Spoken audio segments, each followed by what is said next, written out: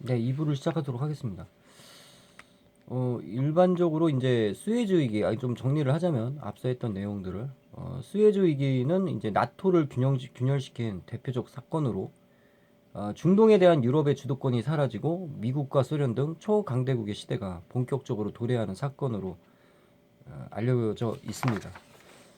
그리고 이제 수에즈 운하가 중동에서 원유를 수입하고 주요한 무역 항로로서 모든 서유럽 국가에게 전략적으로 전 세계적으로 중요한 아주 전략적 위치에 있는 거죠. 근데 이제 영국, 프랑스, 이스라엘의 그러니까 그 전략적 요충지, 전략적으로 굉장히 중요한 그런 곳을 이제 그동안 영국과 프랑스가 점유를 하다가 이제 일방적으로 이집트가 이제 여기는 내 땅이다, 내가 관리하겠다. 그랬을 때 이 영국, 프랑스, 이스라엘이 침략을 하고 이집트를 그것에 대해서 미국과 소련이 매우 이제 그 반응이 매우 부정적이었다는 얘기입니다. 그래서 이 스웨즈 위기는 새로운 세계 질서에서 유럽 국가들의 영향력의 한계를 그대로 이제 나타냈던 이제 유럽 국가들 즉 영국과 프랑스 등을 비롯한 유럽 국가들이 이제 별 볼 일 없구나 라고 하는 이제는 미국과 소련의 시대다라고 하는 이제 유럽 영향력의 한계를 그대로 이제 드러냈다. 그래서 실제로 스웨즈 위기가 나토를 좀 와해시킨 측면이 있고 급기야 이제 뭐 프랑스가 10년 후에 나토를 탈퇴하는 그래서 그런 상황까지 이제 가게 되는데 아데나워는 서독의 아데나워 수상은 스웨즈 위기 직후에 브뤼셀 1956년 9월 25일 브뤼셀에서의 연설에서 유럽인들은 이상적인 시스템을 기다리지 말고 가능한 한 더 높은 차원에서의 협력의 수준에 도달해야 된다. 그리고 미국으로부터의 지원과 위존도를 줄여야 한다라고 강조를 합니다. 그러니까 완전히 이제 아데나워도 돌아선 거죠. 유럽의 독자 노선으로. 그래서 그래서 아까도 뭐 우리가 일부 시간에서도 언급을 했다시피 이 아데나워가 스웨즈 위기를 매우 중대한 사건으로 평가하고 있다는 얘기입니다. 그래서 유엔에서 미국과 소련이 나토 동맹국인 영국과 프랑스 두 같은 서방 동맹국이에요. 영국과 프랑스는 소련은 동맹국이 아닙니다. 그렇지만 영국 프랑스의 동맹국을 대변하기보다는 미국이 누구랑 공조를 합니까? 소련과 공조를 해서 처음으로 일치된 견해를 그동안에 소련에 대항해서 영국, 프랑스, 미국이 중심으로 해서 뭉쳐서 싸우지 않았습니까? 그게 냉전이고. 근데 적국인 소련에 대해서 미국이 같은 일치된 견해를 보였다는 데 대해서 이 아데나워 서독 수상이 굉장히 충격을 받았던 거고 그 1956년 11월 5일에 이제 헝가리 사태와 관련해서 헝가리 사태가 일어나게 되는데 아데나워는 강요회에서 헝가리 사태 및 수에즈 위기 등 일련의 국제적 사건에 대해서 일련의 사건 속에 서유럽이 연합된 힘을 가지고 단결해야 한다. 여기서는 이제 미국과 관계없이 서유럽의 연대와 독자적 어떤 연대의 필요성을 이제 강조를 하게 되는 거예요.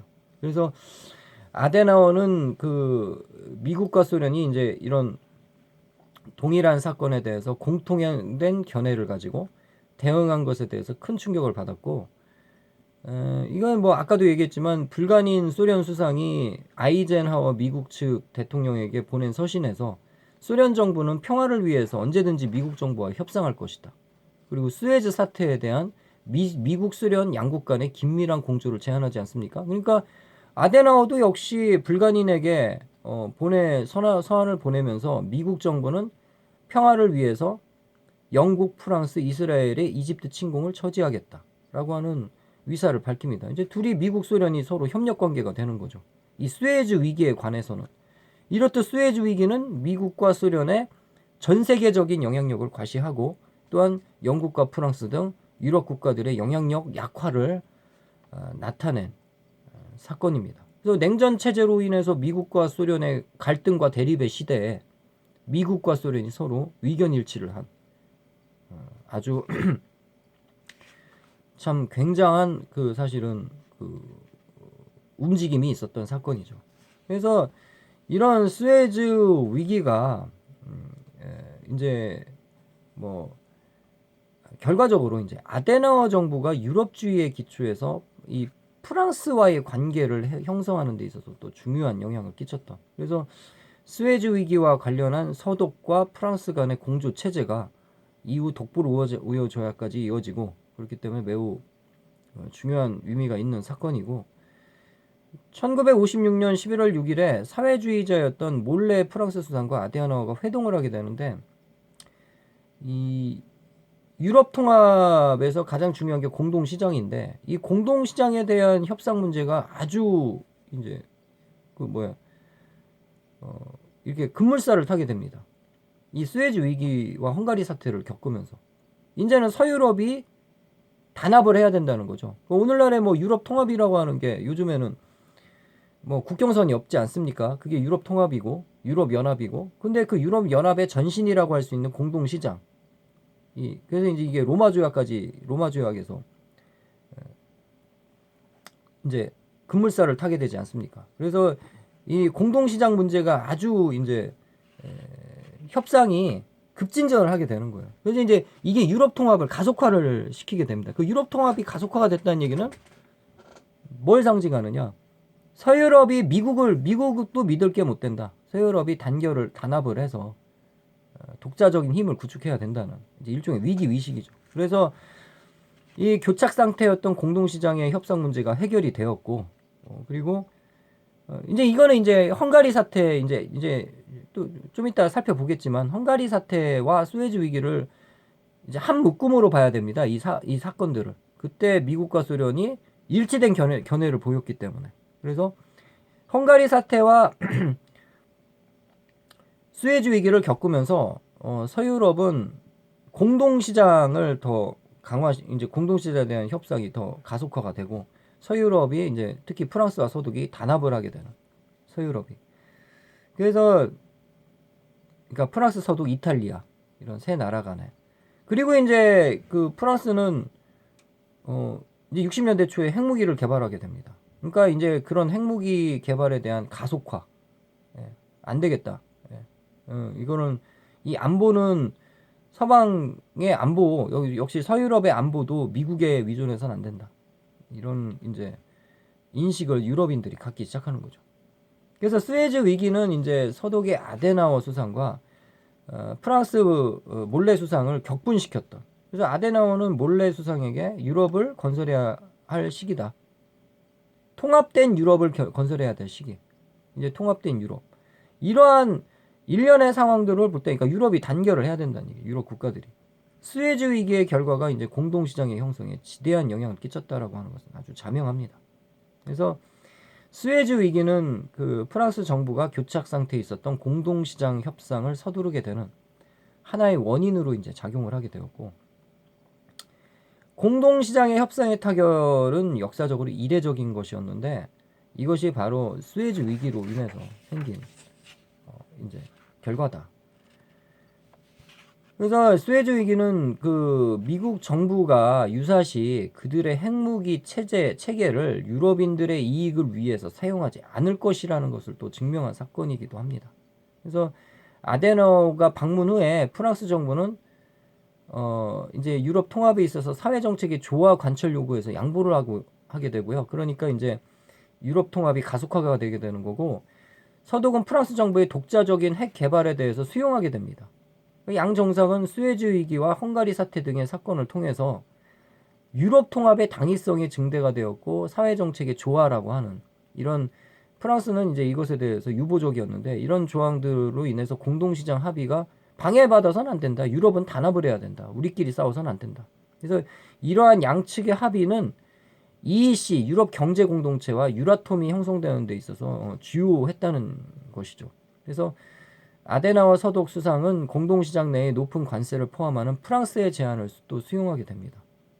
우리가 더 이상 유럽 국가들끼리 싸울 때가 아니다. 단합해야 된다는 얘기죠. 그래서 이런 것들은 이제 당내 서독의 이제 자유주의 세력이었던 에르하르트와 이제 또 배치되었던 주장이었기 때문에 당내 이 서독 내에서도 좀 대립의 소지가 있었던 거죠. 이런 협상의 급진적 배경은 스웨즈 위기에 대한 프랑스와 서독 정부의 공동된 인식 때문입니다. 그리고 여기서 이제 아까 이제 우리가 이제 스웨즈 위기를 다뤘지만 같은 연장선 상에서 헝가리 사태라는 게 이제 있게 되거든요. 헝가리에서 이제 시민들이 그 민주화, 자유화 요구가 이제 증대가 되니까 소련은 이거를 무력으로 강제적으로 진압을 합니다. 그래서 결과적으로 얘기하면은 3,000명의 시민이 학살이 되거든요. 그래서 뭐 89년에 천안문 사태처럼 천안문에서 거의 10,000명의 뭐 희생자가 나왔다고 하잖아요. 천안문 광장에서 이게 무력으로 이제 강제 진압한 거죠. 56년 11월 4일에 소련의 군대가 헝가리 부다페스트에 진입을 해서 시민 3,000여 명을 학살을 합니다. 그래서 시위를 강제 진압을 했고 이 과정에서 이제 수천 명의 이제 3,000여 명의 이제 헝가리 시민들이 사망을 했죠. 그래서 헝가리의 그 임내 나지 정부가 이 스탈린주의의 이 독재주의에 대해서 공산주의에 대해서 환멸을 느끼고 공산주의의 어떤 독재적인 어떤 체제에 대해서 환멸을 느끼고 자유화 정책을 추진합니다. 임내 나지 정부가. 근데 그 헝가리 당내 강성파가 임내 나지의 개혁을 방해하니까 헝가리 시민들이 이제 봉기를 일으킨 거예요. 그러니까 1956년 11월 4일 스웨즈 위기의 혼란한 틈을 타서 대규모의 소련군이 헝가리를 강제 점령을 하게 됩니다. 이게 동시에 일어나게 되는 거예요. 헝가리 사태와 스웨즈 위기가 연이어서 터지게 됩니다. 그러니까 소련군이 헝가리를 강제 점령해서 부다페스트를 강제 점령해서 헝가리인들의 자유화 요구를 무력으로 진압합니다. 그래서 이 무력으로 진압한 사망자만 3,000여 명에 이르거든요. 그래서 이 헝가리를 무력으로 진압한 소련의 행위는 사실 뭐 영국과 프랑스의 제국주의적 행위와 다름없었어요. 근데 사실 미국과 소련이 그 영국과 프랑스를 침공했을 때 뭐라고 욕했습니까? 제국주의적인 침략 행태라고 하고 욕을 하거든요. 그러면서 미국과 소련이 공조를 하는 거예요.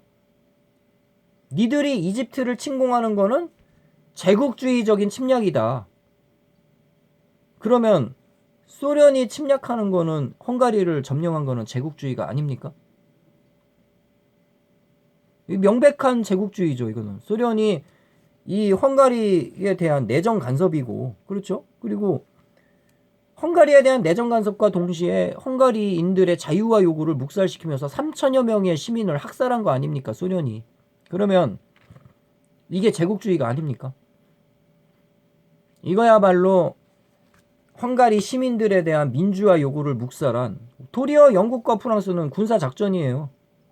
그렇지만 이거는 선량한 시민들을 소련이 학살을 한 사건입니다, 이게. 예. 이건 제국주의가 아닙니까? 근데 미국은 소련의 침공에 대해서 그러니까 영국과 프랑스가 이집트를 침공했을 때는 미국은 어떤 태도를 보여줬어요? 소련과 공조를 하면서 니들이 지금 제국주의적인 침략을 하고 있다라고 비판을 하고 있죠. 그런데 헝가리에서 민주화 시위가 일어나니까 소련이 침공을 합니다. 그래서 그거를 진압을 합니다. 그래서 3,000명의 시민들을 학살을 합니다. 근데 미국은 그때 아무런 반응을 하지 않아요. 소련의 이러한 그 제국주의죠. 이것도 제국주의죠. 소련이 헝가리를 침략한 것도 제국주의입니다. 똑같이 얘기를 하자면 영국과 프랑스가 이집트를 침략한 것도 제국주의지만 소련이 헝가리를 침략한 것도 제국주의가 맞습니다. 그러나 미국은 헝가리인들의 봉기를 강제 진압한 소련에 대해서는 침묵합니다. 오히려 어떤 입장까지 전달을 하냐면 미국은 헝가리 사태가 발발하니까 헝가리에 대한 소련의 지배력이 흔들리는 것을 원치 않는다는 입장을 전달을 합니다. 그러면 이거는 뭘 나타낼까요? 이런 스웨즈 위기와 헝가리 사태를 통해서 미국과 소련은 서로 적인 것 같아요. 원래 미국과 소련이 서로 적이니까 냉전이라고 하는 거를 라는 단어가 등장을 한 거고 실제로 냉전을 한 거 아닙니까? 그렇지만 미국과 소련은 서로 적이지만 표면적으로 봤을 땐 적이지만 세계의 국제 질서의 헤게모니를 쥔다라고 하는 측면에 있어서는 동지다 서로. 동지라는 적이지만 동지라는 것을 보여준 사건이라고 하는 거죠 이게. 그래서 이게 참 국제 질서라고 하는 것이 서로 표면적으로 봤을 때는 표면적으로만 이렇게 우리가 봐야 되는 것이 아니라 그 본질적인 부분을 봐야 된다. 미국과 소련은 표면적으로는 냉전을 통해서 소련의 팽창을 막아내고 서방 진영에서는 소련은 더 자기 나와바리를 공산주의의 나와바리를 확장하기 위한 어떤 팽창 그걸 우리가 냉전이라고 하지만 그 냉전을 통해서 서로 적인 것 같아요. 표면적으로 봤을 때는 6.25 전쟁도 일어나고 그렇지만 그 내면에는 미국은 미국의 이 영역을 고수를 해야 되고 소련은 소련의 영역을 이제 지켜야 된다라고 하는 측면에서는 서로가 동지라는 겁니다. 미국은 이 냉전을 통해서 전 세계의 영향력을 확대를 했고 소련도 냉전을 통해서 소련의 영향력을 확대를 했습니다. 그렇기 때문에 자기 국가들의 영향력의 확대, 자기들 국가들의 어떤 영향력 확대라고 하는 측면에 있어서는 그 영역을 지켜야 된다라고 하는 측면, 소련이 지켜야 될 뭐 헝가리를 비롯한 동구권 국가들, 미국은 영국, 프랑스, 서독을 비롯한 어떤 서유럽에서의 어떤 영향력, 이걸 지켜야 될 거 아니에요. 그 영향력을 지키는 데 있어서는 서로가 동지라는 거죠. 적인 것 같아도. 그래서 이 수에즈 위기나 그 헝가리 사태를 통해서 여실하게 이제 그런 것들을 보여주었다는 얘기입니다. 영국과 프랑스의 이집트 침공에 대해서는 미소 양국이 제지를 했지만 소련이 부다페스트 진압에 대해서 미국 정부는 적극적으로 대응하지 않았다는 것. 이런 부분들에 대해서 아데나와 몰레는 미국이 유럽인들의 이익을 대변해주지 못하고 있다는 데 의견이 일치했고 미국에 대한 불신의 수위는 한층 높아집니다.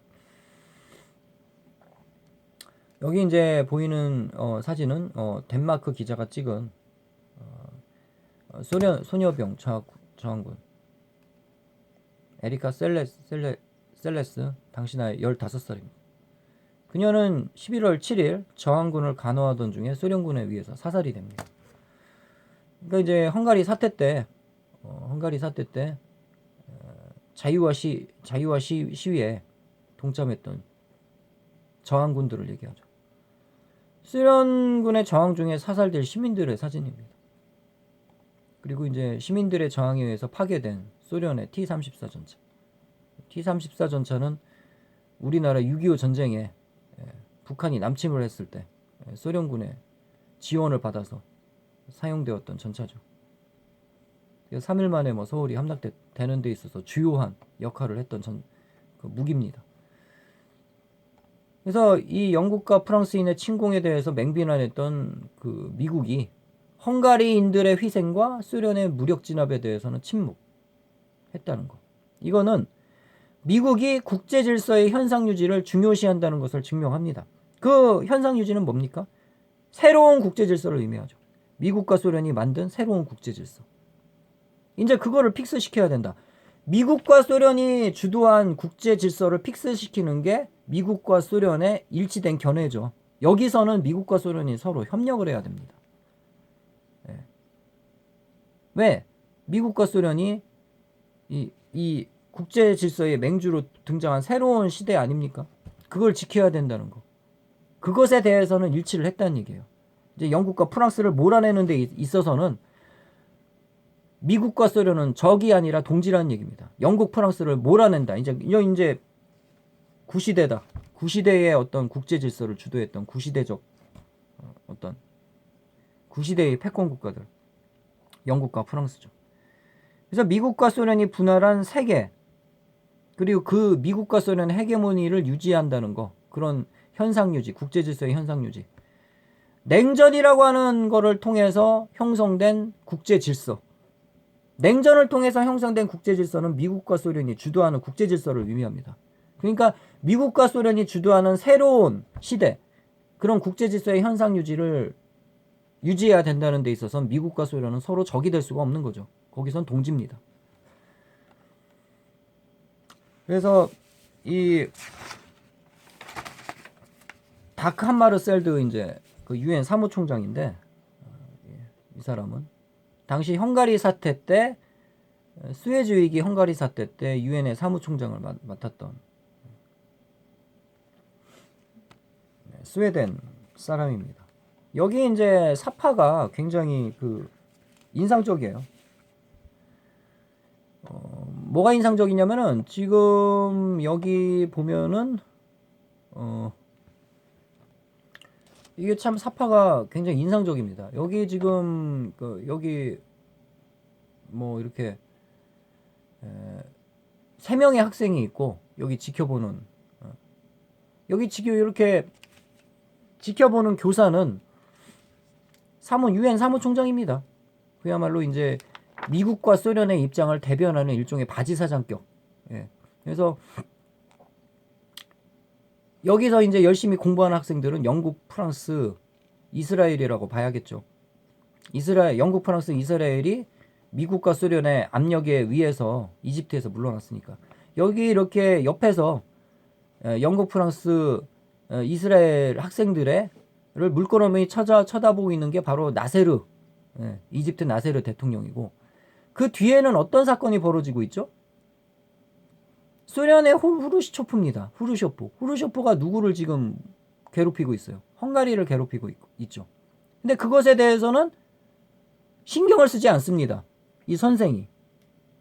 그러니까 이거를 이제 당시에 수에즈 위기와 헝가리 사태를 보여주는 하나의 상징적인 하나의 그림입니다. 이게 사파가.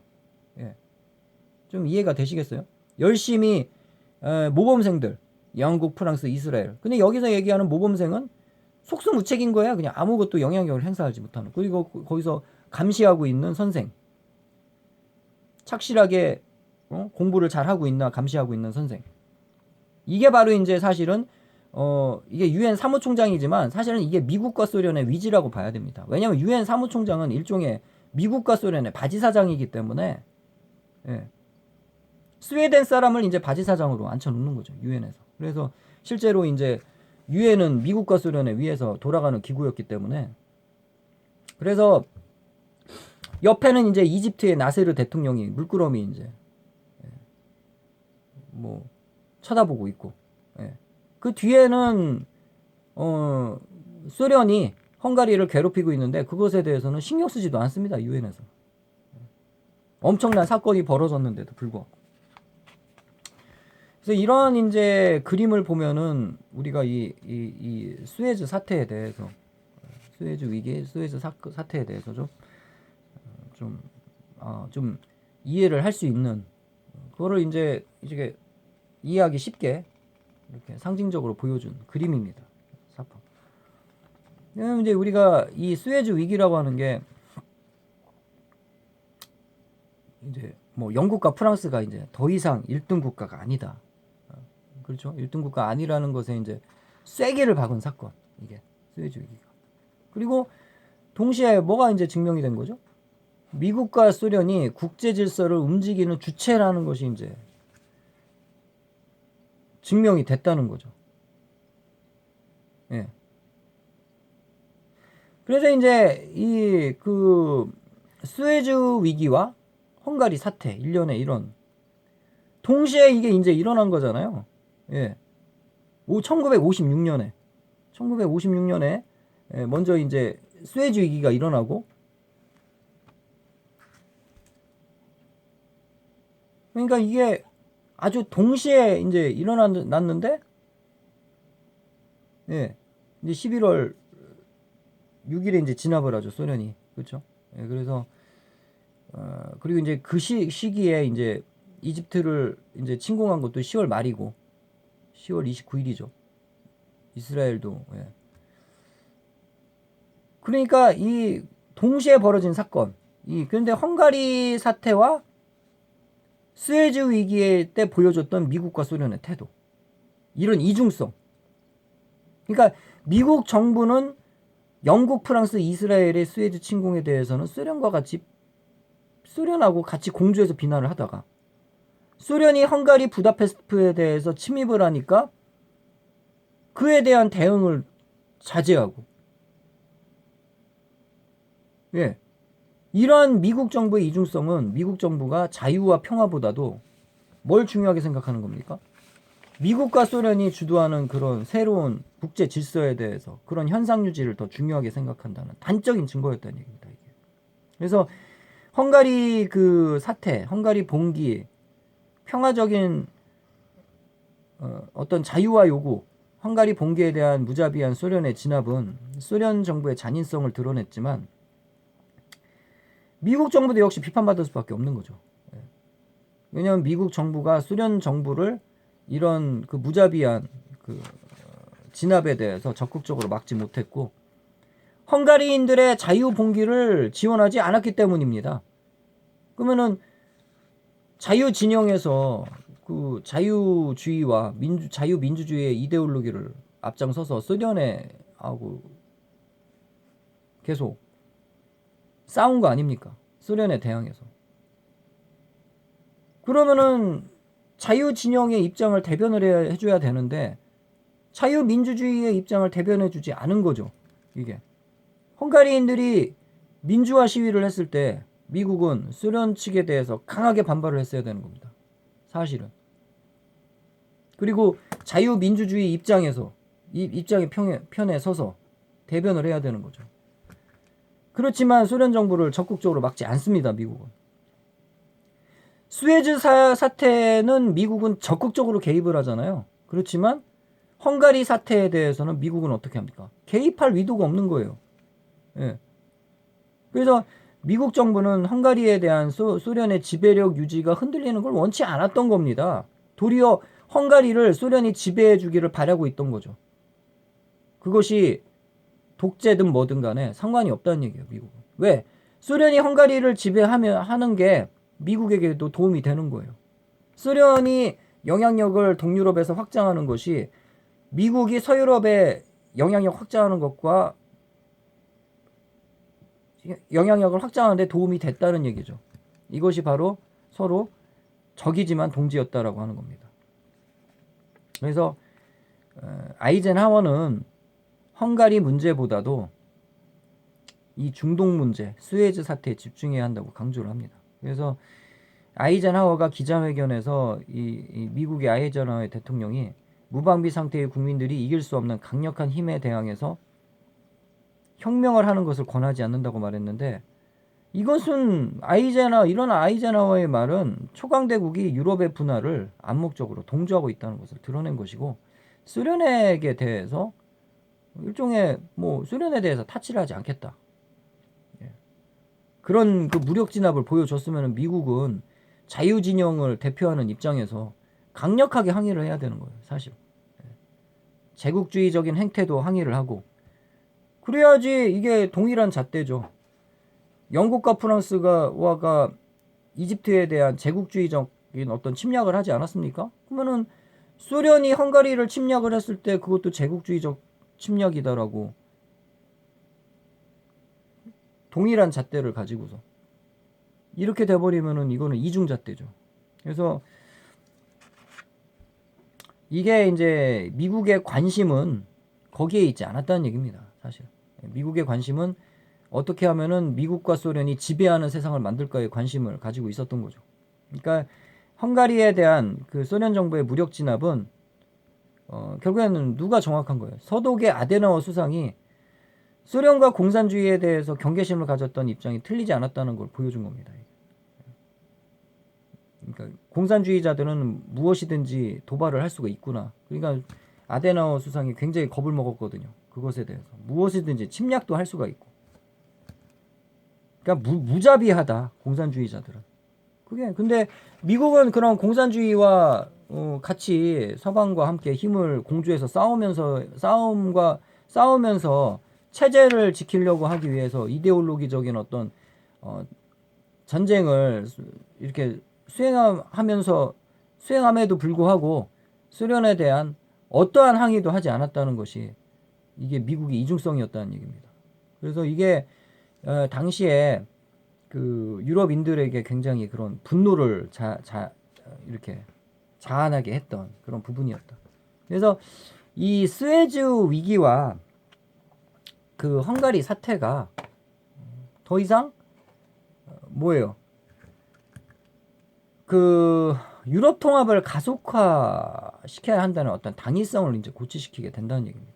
그래서 이와 함께 아데나워 이제 수상은 유라톰이라고 하는 것이 프랑스의 독자적 핵무기 보유에 대해서 방해해서는 안 된다는 것을 수용합니다.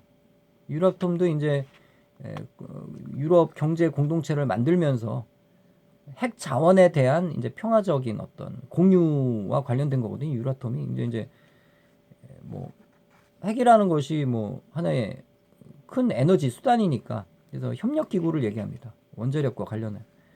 그게 이제 유럽 원자력 협력 기구죠. 유라톰이. 이게 이제 유럽 통합과 같이 맞물려서 같이 가게 되는데 그래서 유라톰이 프랑스가 이제 독자적, 그러니까 서독도 이제 프랑스가 핵무기를 갖는 것에 대해서 크게 뭐 제동을 걸지 않는 거예요. 왜냐? 미국도 믿을 게 못 되니까. 그래서 유럽이 독자적인 힘을 가지고 있어야 된다.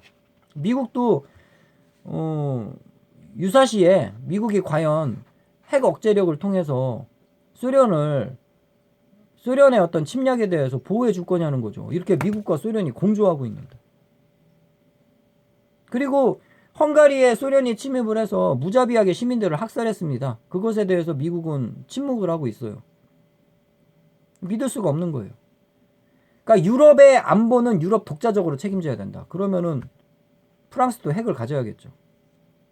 그래서 이제 뭐 프랑스가 60년대 초에 핵 보유를 하는데 성공을 합니다.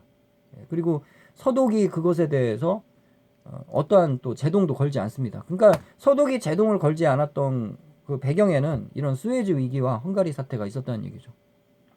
왜냐하면 스웨즈 위기와 헝가리 사태를 딱 봤을 때 미국과 소련은 언제든지 협력할 수 있구나. 미국과 소련은 적이 아니구나. 이거를 보여줬기 때문에 그렇습니다. 그러니까 미국과 소련이 적이 아닌 것은 그 국제 질서가 미국과 소련에 의해서 좌지우지 된다는 거, 그런 국제 질서를 지금 만든다는 면에서는 적이 아닌 거예요, 미국과 소련은. 서로가 서로의縄張리에 대해서는 타치를 할 때는 적이지만, 이제 그런 국제 질서가 형성되지 않았습니까? 미국과 소련에 의해서 움직이는 국제 질서. 그것만 건드리지 않으면은 서로 동지입니다, 이거. 미국도 소련이, 미국의 영역만 건드리지 않으면 크게 문제가 없는 겁니다. 서로가 이제 서로의 영역을 존중해 주면서 터치만 안 하면 상호 공존할 수가 있는, 그게 이제 우리가 이제 대탕트라고 얘기를 하는 거고, 그런 입장이기 때문에 사실은 기존의 어떤 영국과 프랑스의 어떤 주도했던 국제 질서, 이거는 이제 폐기가 되고 미국과 소련이 주도하는 국제 질서, 그거를 주도해 나가는데 미국과 소련은 서로 일치를 할 수밖에 없는 거죠. 그래서 이러한 부분들이 있기 때문에 유럽은 이제 유럽의 독자 노선으로 가야 된다. 새로운 이제 미국과 소련이 주도하는 질서에 대응을 해서, 그래서 이제 특별히 프랑스와 서독이 굉장한 이제 공조를 하게 된다라고 하는 얘기입니다.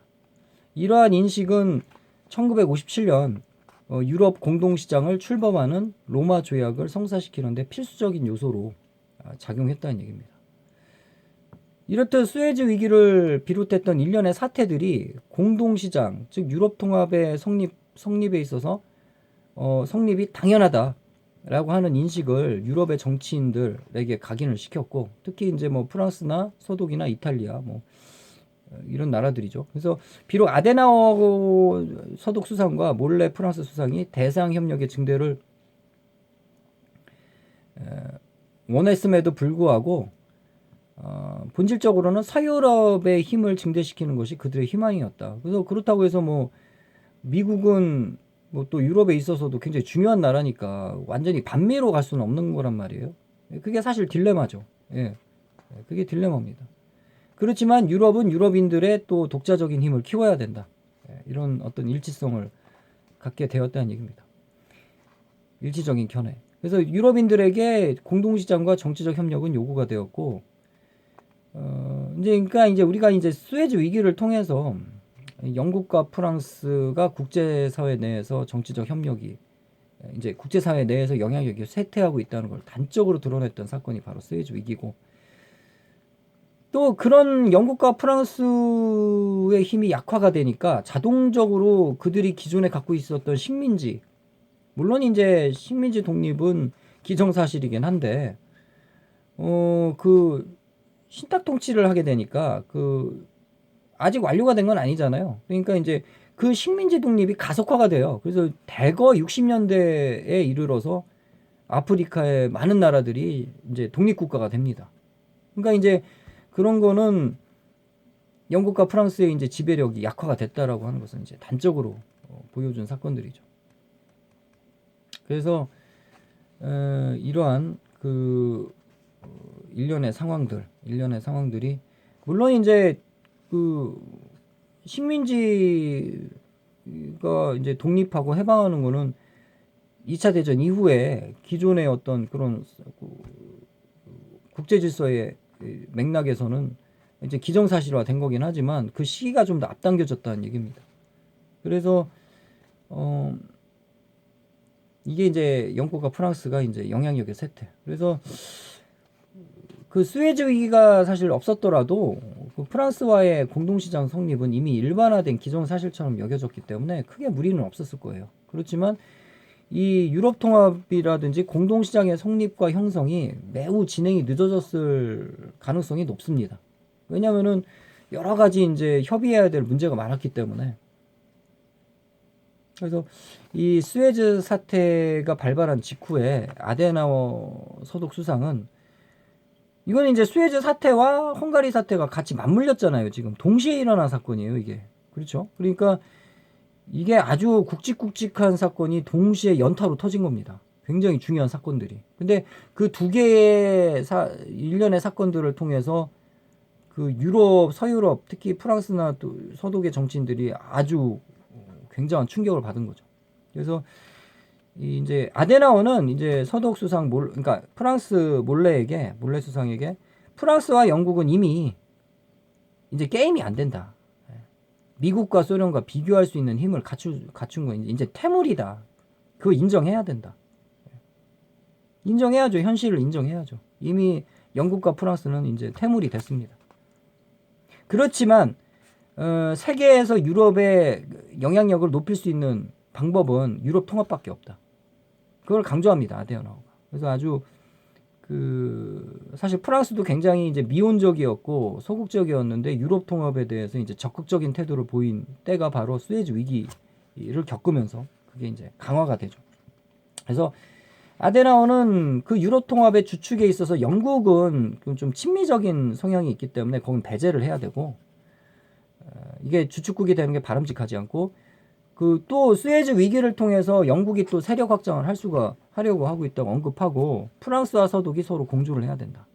이걸 강조합니다. 그래서 유럽 통합의 주도적 세력이 되어야 한다고 이제 강조를 하고 있고 1956년 11월 6일이니까 이제 이게 헝가리 사태, 수에즈 사태, 수에즈 위기 이게 아주 동시에 그냥 딱 진행됐던 그 시점에 그러니까 이제 긴박하니까 워낙 사태가 긴박하니까 이제 정상회담을 해서 아데나와 몰래가 만나서 이런 이제 이런 합의를 이제 이끌어내게 되는데 이런 것들이 이제 1963년 서독 프랑스가 이제 합의한 독불 우호 조약에 이제 초석이 되게 되는 거죠. 그래서 이것이 그리고 이제 이런 회동을 통해서 이제 아데나워는 자르지구가 이제 또 서독에 11번째 주로 편입될 수 있도록 하는데 또 기여를 했고 프랑스와 서독의 관계는 긴밀해져 갑니다. 그래서 양국 간 프랑스와 서독의 공조는 더욱더 강화가 되었다는 얘기입니다. 자르지구도 사실은 이제 프랑스의 영토가 될 수도 있는 지역이었는데 이런 문제들을 이제 평화적으로 양국이 이제 해결하는 하나의 사례가 된 겁니다. 예. 그래서 국민 투표를 통해서 이제 뭐 국민의 60% 이상이 이제 지지를 했고 서독 편입에 대해서. 근데 이제 프랑스의 입장에서는 사실 자르 지역을 뺏기고 싶지가 않죠. 그렇지만 이제 1년에 이제 이런 수에즈 위기나 헝가리 사태를 겪으면서 이 서독과 프랑스가 이렇게 내분을 겪으면 안 된다. 서로 공조해서 대응을 해야 된다. 미국과 소련에 대해서 대응을 해야 된다.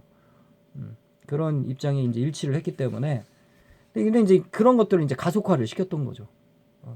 이 유럽 통합이 가속화가 된다든지 서독이 프랑스의 핵 개발을 뭐 그것에 대해서 제동을 걸지 않는다든지 그리고 그리고 이제 자르지구 같은 경우도 이제 프랑스가 서독에게 편입을 시켜주는 데 있어서 뭐 반대를 하지 않는 거, 뭐 이런 것들이 이제 이런 이제 프랑스와 서독이 굉장히 이제 긴밀해진 그런 이제 그런 관계를 이제 갖게 되었다. 예. 그래서 이 1963년에 이제 독불 우유 조약을 통해서 서독과 프랑스는 서로 긴밀한 관계를 유지하게 됐고 이 유례 없는 독일과 이 프랑스의 긴밀한 관계는 이 사실상 수에즈 위기로부터 이제 비롯이 되었다고 하는 얘기입니다. 그리고 이제 우리가 이제 아랍 국가들에 대해서 좀 봐야 될 필요가 있는데 아랍 국가들은 이제 미국 정부가 영국과 프랑스의 이집트 침략을 저지한 것에 대해서 뭐 마냥 우호적인 입장을 가지고 있지는 않았습니다. 왜냐하면은 아랍 정부들은 이제 미국 정부가 일단 아스완댐 지원 사업에 대해서 중단한 것에 대해서 분개를 하고 있었고 그리고 미국 정부가 이제 이듬해 1957년에 아이젠하워 독트린을 표방하거든요. 이 아이젠하워 독트린은 뭐냐면은 스웨즈 위기 직후인 이제 1957년 1월 5일에 중동 지역에 대한 관리 계획을 의미합니다. 미국 정부에. 그래서 향후 중동 정책에 대해서 위에 이제 아이젠하워가 보고를 하는데 이것을 아이젠하워 독트린이라고 합니다. 여기서 아이젠하워는 소련이 중동 지역에서 헤게모니를 장악하는 것을 적극적으로 막는다. 그래서 미국을 이제 미국의 헤게모니를 이제 중동에서의 헤게모니를 장악하려고 하는 일종의 이제 그런 미국의 외교 정책이죠. 그리고 이제 소련을 막고 공산주의 정부 수립을 막으려고 하는 미국 정부의 어떤 위지와 정책적 기조가 담겨 있는 거죠. 근데 이런 것들을 이제 아랍 정부들이 이제 분개를 하고 있었다는 얘기입니다. 근데 이제 이 나세르 같은 경우 이집트의 나세르는 실용적인 외교를 취했는데 이러한 그 중동의 정세를 이용해서 중동을 지금 이용을 합니다. 지금 그 미국과 소련 정부를 구별하지 않아요. 굉장한 실용주의자입니다. 나세르가. 그래서 이제 이 미국과 소련 이거는 이집트에게 도리어 기회다. 왜냐면은 중동 지역을 지금 미국도 그렇고 소련도 그렇고 그 영향력을 확장하려고 하지 않습니까? 그러니까 이제 이것이 오히려 기회가 될 수가 있다. 양 미국과 소련으로부터 지원을 받는 거예요. 얻으려고 하는 겁니다. 그리고 이들과의 무역을 활성화하려고 했고. 그러니까 나세르는 사실상 이집트의 입장에서는 굉장한 영웅이죠. 왜냐하면 기존의 영국, 프랑스를 몰아냈고 이집트의 어떤 영국과 프랑스의 어떤 헤게모니를 축출을 하고 몰아내고 그 굉장한 수에즈 운하의 그 운영권을 이집트가 되찾아온 거 아닙니까? 대단한 일을 한 거죠. 그리고 그것과 더불어서 이런 국제 정세와 국제 질서를 이용해서 중동에 대해서 미국과 소련이 서로 이제 그 영향력을 행사하려고 하고 있다. 그거를 이제 역이용해서 양쪽으로부터 지원을 받는 거죠.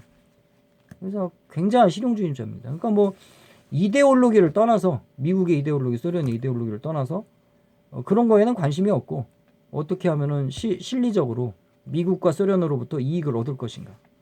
굉장한 이제 전략가죠, 나세르가. 그래서 일단 수에즈 운하를 되찾았다는 것만으로도 굉장한 참 그 어떤 이집트의 이익을 이렇게 증대시켰던 그런 정치인이다라고 볼 수가 있는 거죠. 그리고 이제 더 한술 더 떠서 미국과 소련으로부터 양국으로부터 이렇게 실용적인 외교를 하려고 했던 그런 실용주의 노선이 상당히 좀 긍정적인 평가를 받을 만한 정치는 이집트 입장에서 그렇게 볼 수 있습니다. 앞서 언급했던 것과 같이 수에즈 위기는 그 프랑스가 유럽주의로 회귀하도록 기여한 사건이었습니다. 그래서 그 아데나워는 이 소련 그 수에즈 위기를 겪으면서 초강대국들의 공조, 즉 미국과 소련의 공조 및 유럽인들의 희생을 전제한 이 미국과 소련의 초강대국들의 분할을 우려를 했습니다. 이것은 이제 아데나워의 대프랑스 정책 및 북아프리카 정책에 이제 영향을 주었고, 아데나워는 그 몰래 프랑스 수상과 함께 양국 서독 프랑스 간의 연대와 공조를 강화했고, 유럽의 경제 공동체가 안보 공동체로서 가지는 의미를 강조합니다. 그래서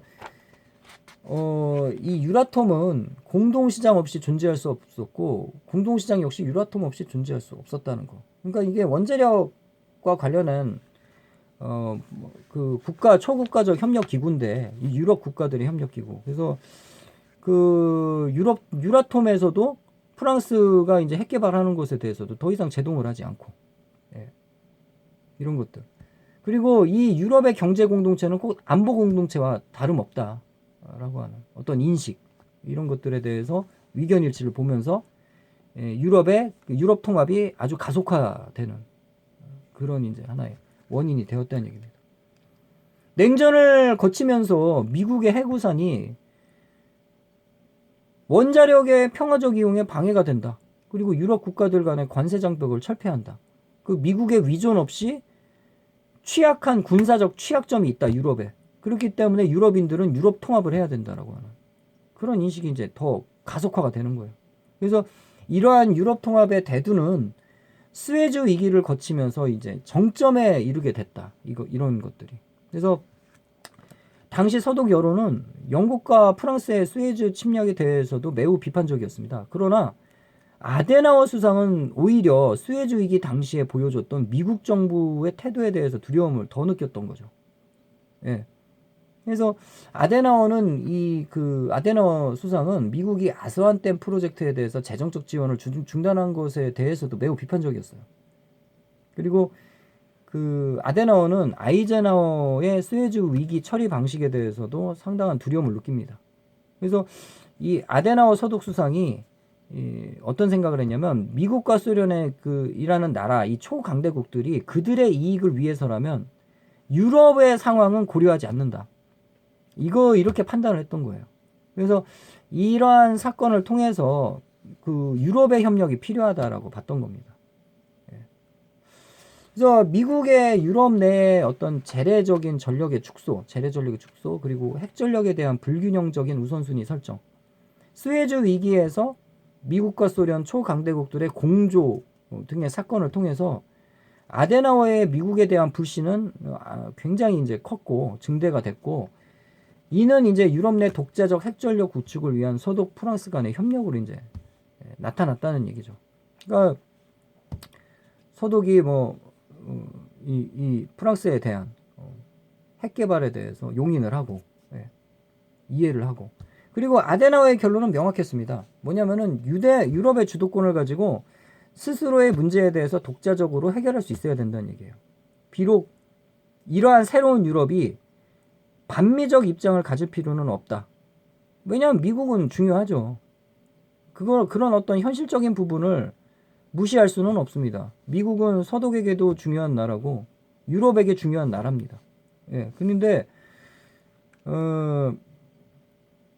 그렇지만 가능하면 유럽이 이제 미국하고는 다른 이해관계를 가지고 있기 때문에 독립할 수 있는 충분한 힘을 확보해야 된다는 이렇게 봤던 거죠. 그러니까 그래서 아데나워가 이제 미국의 보호를 받을 수 있는 나토와 나토의 틀 안에서만 유럽 국가들은 자유를 보존할 수 있다는 그런 기존 입장을 이제 수정하게 된 거죠.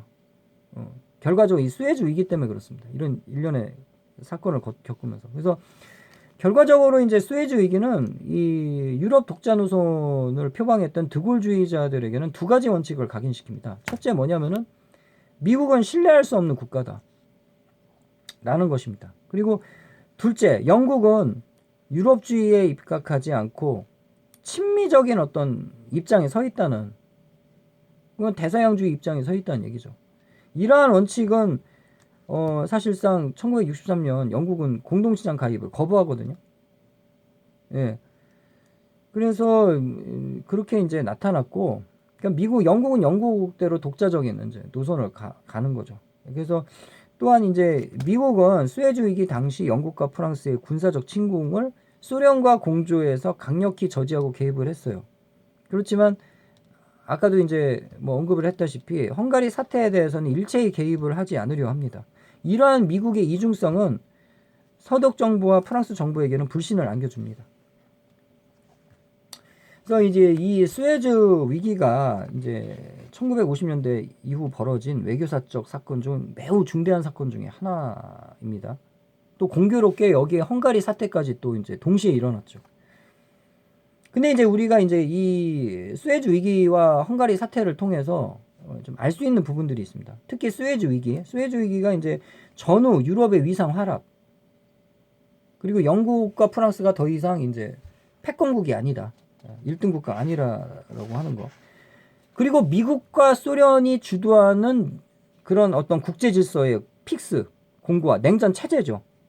그 냉전 체제를 누가 만들었습니까? 미국과 소련이 만드니까. 양극화, 세계를 동서양진으로 분할시킨 게 미국과 소련입니다. 그러한 현상 유지에 있어서는 미국과 소련의 이해관계는 당연히 일치를 하죠. 예. 더 냉전 체제를 더 공고화시키는 겁니다. 그래야지만 미국은 미국의 영역에서 자기의 영향력이 확고히, 그리고 소련은 소련의 영향력은, 근데 서로가 서로의 영역을 타치를 하지 않는 거예요. 예. 냉전 체제의 공고화, 미국과 소련의 중심의 어떤 국제 질서를 픽스시키고 공고화시키는 거. 이게 수에즈 위기를 통해서 이제 냉전 체제가 이제 그 미국과 소련이 주도하는 국제 질서가 이미 이제 확정이 된 거고, 나토의 균열. 그 나토는 미국을 중심으로 한 서유럽의 방위 체제 시스템 아닙니까? 거기에는 서독도 있고 프랑스도 있고 미국이 있는데,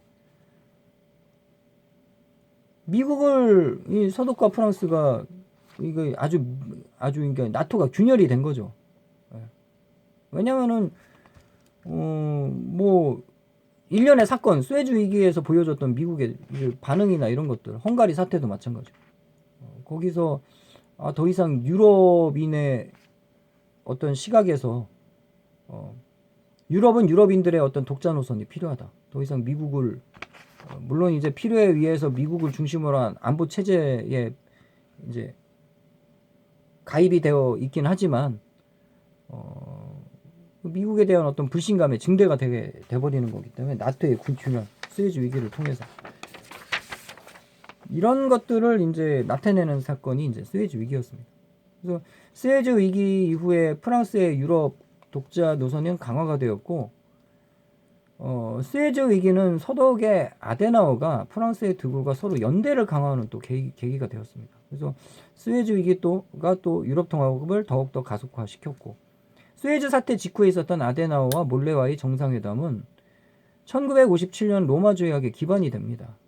그래서 이게 이제 오늘날의 유럽 통합. 근데 지금은 뭐 유럽을 가면은 국경선이 없잖아요. 유럽 통합이 됐기 때문에. 근데 그 유럽 통합의 시발점이 됐던 사건이 로마 조약이거든요. 근데 그 1957년 로마 조약은 수에즈 위기와 헝가리 사태가 언제 일어납니까? 1956년이에요. 아주 급물살을 타게 됩니다. 유럽 통합이. 그러니까 이게 지지부진하지가 않고 유럽의 통합에 대한 움직임이. 그래서 이게 이제 수에즈 위기와 헝가리 사태를 통해서 이 유럽 통합이 아주 급물살을 타게 된다. 이게 로마 조약의 기반이 됐고, 공동시장의 성립에 아주 결정적인 영향을 끼쳤다는 얘기죠. 그래서 공동시장의 성립을 우리 가속화하는 데 있어서 이제 직간접적으로 영향을 끼쳤다는 것에 대해서 우리가 이제 주목을 해야 된다는 얘기입니다. 그리고 아데나워는 이제 수에즈 위기 이후에 이 드골, 프랑스의 드골과 노선을 같이 하고 유럽 독자 노선을 더욱더 공조를 이제 그거를 더 강화하고 더욱더 프랑스와의 공조를 하게 된다는 얘기죠. 그래서 이 수에즈 위기가 프랑스와 서독 간의 독불 간 안보 협력을 강화하는 그 계기가 되었다라고 하는 겁니다. 그래서 이 수에즈 위기가 이제 뭐 서독과 프랑스의 외교 정책과 방향의 일대 전환을 가져왔던 사건으로서 프랑스로서는 핵 개발의 당위성을 제공했고요. 몰레 및 드골이 이제 유럽 통합이 핵 개발에 적극적인 이제 모습. 사실 드골은 이 유럽 통합에 소극적인 사람이었거든요. 근데 드골이 이런 수에즈 위기나 헝가리 사태를 겪으면서 아주 입장이 완전히 변하게 됩니다. 유럽 통합해야 된다는 얘기죠.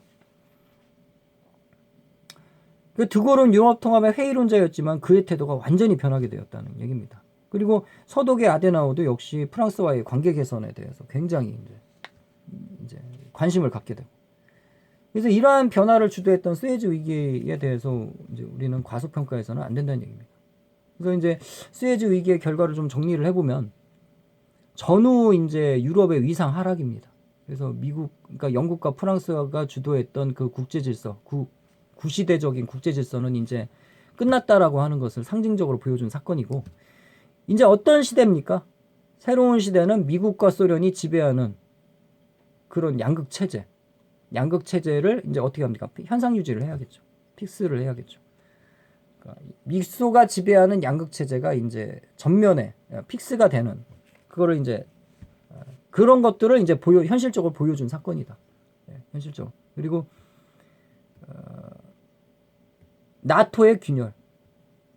아까도 얘기했지만 나토는 미국을 중심으로 해서 뭐 서독과 프랑스가 가입이 돼 있지만 영국도 있고, 그런데 그 나토 내에서 미묘한 이제 균열이 이제 있게 되는 거죠. 그 다음에 이제 유럽의 독자 노선은 강화가 됩니다. 이걸 우리가 드골주의라고 얘기하죠. 유럽 독자는 유럽은 유럽 스스로의 미국에 위존하지 말고 안보를 책임질 수 있어야 된다. 왜냐하면 미국은 언제든지 소련과 협력을 할 수 있기 때문에. 적인 것 같지만은 서로가 동지죠. 어떤 면에서 동지일까요? 미국과 소련이 지배하는 국제 질서, 그걸 유지한다는 면에 양극 체제를 유지하는, 현상 유지하는 데 있어서는 동지입니다. 미국과 소련. 그러니까 헝가리에서 자유주의 민주화 투쟁이 벌어졌을 때, 시민들의 봉기가 일어났을 때 미국은 관심이 없었던 거예요. 왜? 그건 소련의 영역이기 때문에 아예 타치를 하지 않습니다. 소련도 마찬가지로 미국의 영역에 타치를 하면 안 되는 거죠. 그래서 왜냐하면 또 그게 미국이 있기 때문에 소련이 있는 거고, 소련이 있기 때문에 미국이 있는 겁니다. 서로가 어떻게 보면 협력자라는 얘기예요. 국제 질서의 큰 틀에서 봤을 때. 그 다음에 이제 서독과 프랑스가 서로 연대를 강화하고, 영국과 프랑스는 핵을 개발하게 됩니다. 그렇죠. 수에즈 위기의 결과로서. 그 다음에 유럽 통합이 더 가속화가 되죠. 로마 조약, 유럽 통합을 또 좀 더 가속화하게 되는 계기가 됩니다. 그래서 수에즈 위기는 결과적으로 세계적인 초강대국이 영국과 프랑스가 아니라 이제 미국과 소련이라고 하는 것을 적나라하게 보여준 사건이 되는 거죠. 그래서 이제 오늘날에 뭐 미국을 보면, 미국의 위상을 보면은 뭐 그야말로 미국이 초강대국 아닙니까? 더군다나 소련은 붕괴가 됐어요. 그렇죠? 소련은 해체가 됐습니다. 그러니까 그야말로 미국의 시대입니다. 오늘날의 시대는 모든 뭐 IT라든지 첨단 기술들은 미국에서 나오고 있고 세계 경제를 주도하고 있고, 그렇죠. 그리고 우리 흔히 뭐 우스갯소리로 천조국이라고 하지 않습니까? 미국의 1년 국방 예산이 1000조입니다. 1000조. 우리 돈으로. 천조국. 12척의 대형 항모를 운영하고 있고, 그리고 뭐 그야말로 뭐 세계적인 어떤 흔히 뭐 경찰 국가다 이런 얘기도 하고, 상대가 안 되는 거죠. 그래서 뭐 그런 어떤 위상, 국제적인 어떤 위상, 중국이